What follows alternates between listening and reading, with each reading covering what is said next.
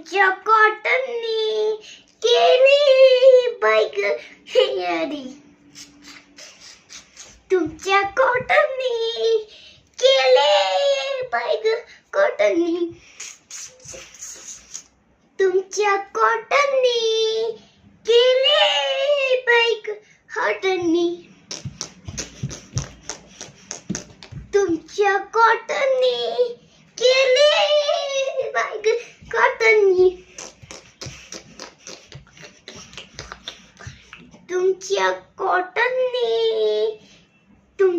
कॉटननी केले बाईक कॉटननी.